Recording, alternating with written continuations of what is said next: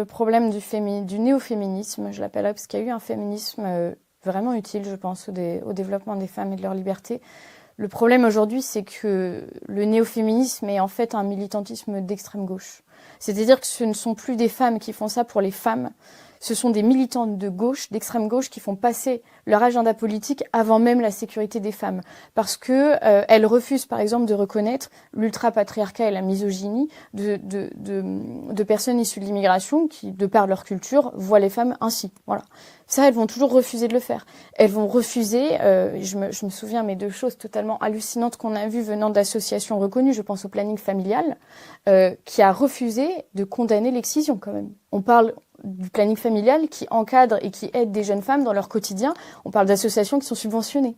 Mais ces associations sont tellement gangrénées par l'extrême gauche, elles ont tellement peur de se mettre à dos, enfin, c'est même pas de se mettre à dos les personnes issues de l'immigration, ce qu'elles ont peur profondément, c'est que leurs valeurs profondes, leurs valeurs d'extrême gauche, soient totalement niées par le féminisme, en fait, soient totalement en opposition avec la liberté des femmes. Sauf que la réalité, on la voit bien, on ne peut plus être d'extrême gauche et féministe aujourd'hui, j'en suis totalement convaincue. On ne peut plus protéger, on ne peut pas être pour l'immigration et être féministe en même temps.